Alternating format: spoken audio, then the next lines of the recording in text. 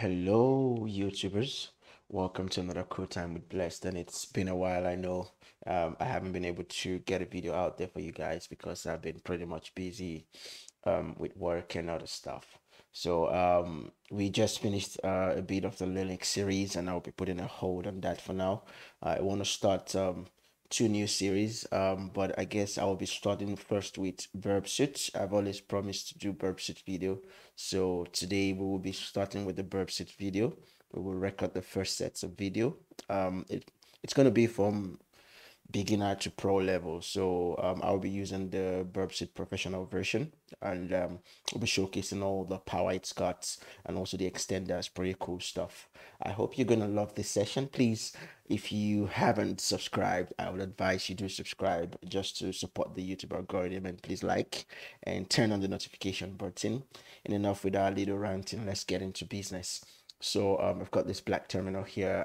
I'm actually using Pop OS. I stopped Ubuntu because I had tried Ubuntu 22 and it was really not okay for me. So we're going to, I think we've got Burp Suits loaded. So we will start Burp Suits, and we will be working with this. All right, I'm going to drag it from my other screen to the screen. Okay, great. So this is what Burps looks like. It's professional version.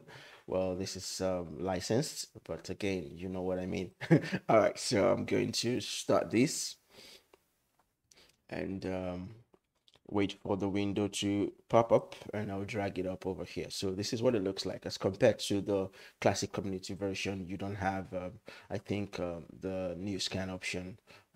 Yeah, you won't find these options and a couple of other things which you will see with this. At the moment, we haven't built a couple of extensions added to these. It's just a bare basic configuration. So you will see, I will walk you through around it. For a start, you will see the burp.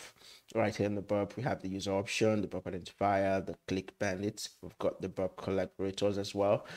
Projects, you can store projects or save projects as compared to which you can't do in the community version. You've got intruders and some cool attack techniques that you can actually play out here, repeaters as well. But we'll be seeing all that in details down here. At the moment, we also have the proxy. We can work with the Burp browser if we want to just proxy everything through the browser and create a sitemap right here in Burp.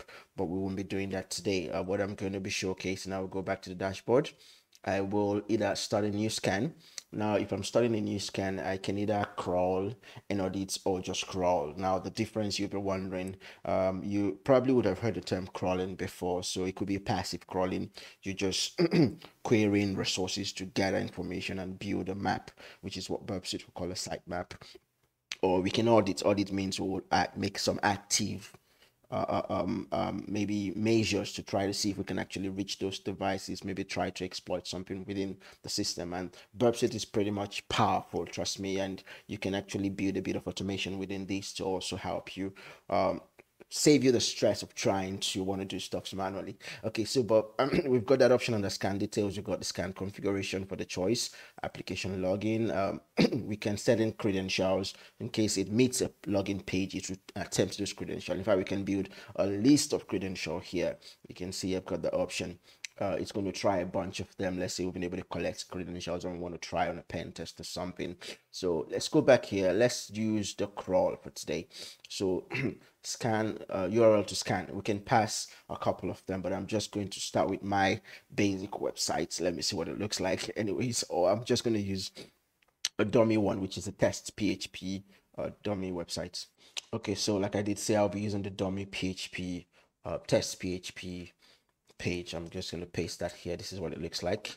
Then we've got protocols. Now we can scan using HTTP or HTTPS, or we can scan using specified other protocols like FTP and you know them, XSSH or the likes. Now we've got this option of detailed scan, and if you look down in there, you see we can actually use a bit of scoping in the sense that we want to include URL prefixes or suffixes. Then we can also exclude. Let's say we've got a couple of URLs we do not want to be within the scope of the scan. Usually for pen test, you have a scope defined. Obviously, you don't want to pen test without a scope, because again, you can get yourself in trouble. So when you have a scope defined, you will build a list of exclusion. Now you can exclude all those aspects that are subdomain within the domain. You can put them in here if they are in your exclusion list, so you're not scanning for them using burp suits, hence you're not violating that agreement. We can also include URL prefixes if we feel deemed necessary.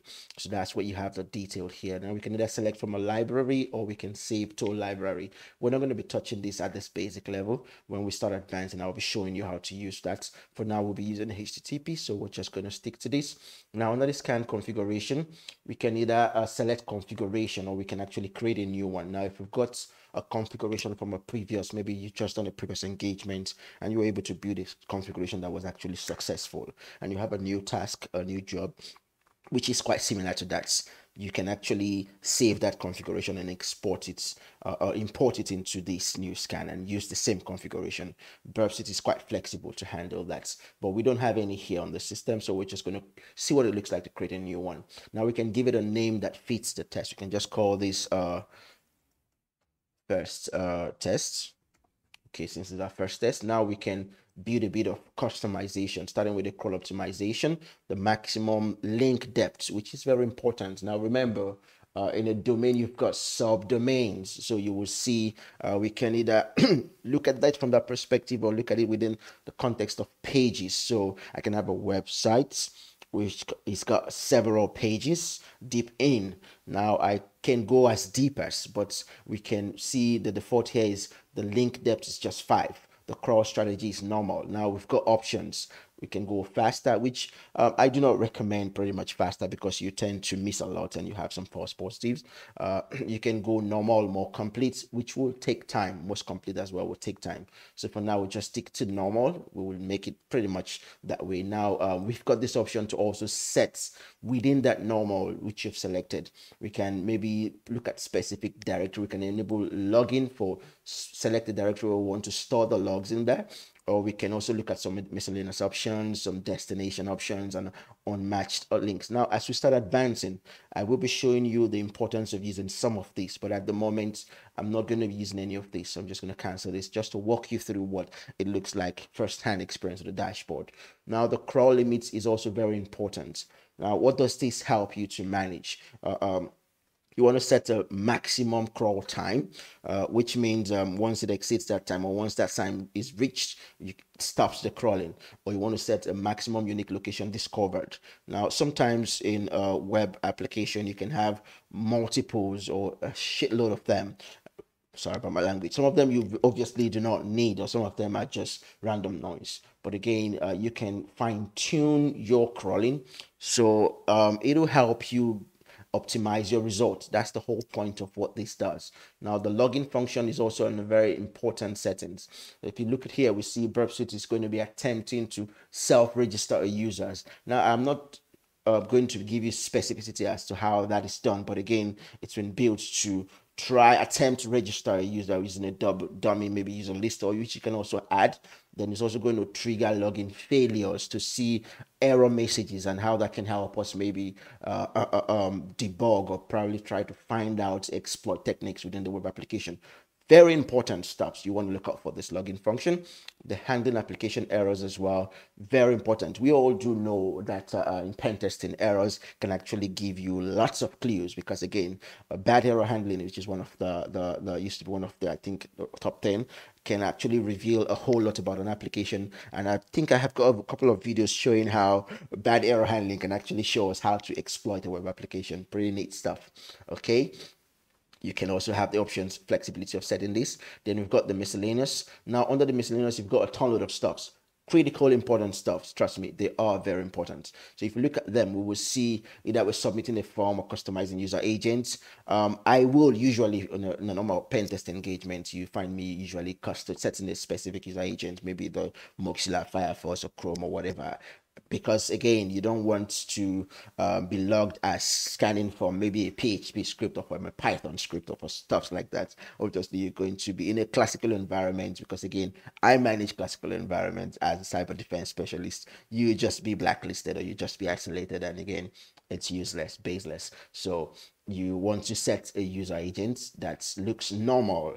You also we want to play around if you want to request robot the text, request sitemap, which are very critical, important aspect of a application. You want to follow hidden links in the comments, and JavaScript also very important. I usually will keep this on default. You want to pass API definition. That's another core critical aspects of web applications that actually use the API calls. Then also embedded browser extension, critical stuff you want to do. You can go the whole 9 yards to do all of this, and that's the importance of what Burp brings here. I'm going to save this. So you see I've got my first crawling set up here. Okay, now I can add another one. Don't get me wrong, I can add a bunch of them. Now on the application login at the moment, we can try dummy maybe credentials. I could go do a bit of research to find out what is the default username and password of this test PHP Von Web, and which I'm going to do obviously, and I will just enter those values here. So Burp is going to be trying those values, and we will see how fun that stuff can be. All right. Okay, so spent a few minutes researching, and I found the default username. So we'll just call this test PHP. The default username is test. The password is test. Okay, let's see if we can submit these credentials. So Burp is going to try if he finds a login page, try to attempt these credentials and see if they're valid. We can see it doesn't show the password, so there's a bit of security happening in here. It just shows you the username only, but it stores the password in its database. Okay, use record login sequence. We can also set this if necessary, but I think I'm okay at that point. Now resource pool is another very cool stuff that I usually will take advantage of. We can create new resource pool, which helps us to manage the minimum maximum way, sorry about that noise, minimum maximum way it's going to be handling requests and the delays in between and all the stuff. So for now I think we're pretty much cool. I'm going to okay on this, excuse me, and we will see that the crawl is starting now. I will pause the video. Once this is done, I will come back and do a bit of analysis based on the results. Then that will be the first for this commencement. Again, I just want to show you how easy it is to get started or get your feet up running using Burp Suite professional version. Now after this, we'll start going into some advanced settings within the crawler, and also looking at how to maximize the usefulness of all Burp Suite has to offer. Okay, let's wait for this to finish, then we'll get back to you guys. Okay, so to save us some time, let's go look at our first task. I also started another crawling and also auditing. So we will see that the details, we have the scope defined, then the request we've sent about 53 at the moment, 2 errors, unique location 16. Let's go see the event logs. Basically it gives us an idea when it started. Then under the logger, very important, now you will see the time, the tool used, and the most part of it is using the Burp scanner, which is that powerful tool actually, which you get in the pro version. Now the method also is defined a bunch of get and posts. The host remains that target, but uniquely look at the path. You will see that it is now we didn't submit all this path. That's how easy this actually works, because again I didn't send a list, host name list or a path list like you would do in a classical to maybe dir burster or dir scan or dir search or whatever. You have to send a dictionary. I didn't have to do that, although here you can as well do the same thing, but I didn't have to do that. So Burp understands how to start looking for this unique path. So you will see robot sign up, index, sign up. It just keeps checking all of them. User info PHP, it goes crawling, and this is the power. Now we will see at this other stage here under the query, you will see it attempting specific query, test equals query, test equals query. You will see cat equals 1 file, trying stuff that you would normally do manually. I can drag this all to do, and so we can have a full visibility. So you will also see another unique stuff, which is the parameter counts. Very, very important in pen test. Now, in details, we'll be touching all of this. I don't want to go faster, but again, uniquely, you will see the status code. For the most part of them is 200, which means it is valid. It is valid. Again, I have walked you through how status code can actually help inform you what you're seeing. We will see some of them is 301, 302. no problem. Again, redirect happening in that. And another unique stuff is the length. So when we'll start doing active crawling and scanning, we will see the importance of the response request length, how that can help inform us if it's successful or not, because those times you won't be seeing the 200 status code, hence you'll be falling back to the length to use to judge what you're saying if it's actually valid or not. Now the start response time is also another unique importance. So we will see Burp Suits is doing the magic here. At the moment we've got about 2,864, pretty fast as well. Okay, I'm going to put this in the background. Then I also want to show you the active scanner that I'm running. You will see already Burp Suit is already flagging issues. We can see 2 critical issues. We can see 1 low sensitivity.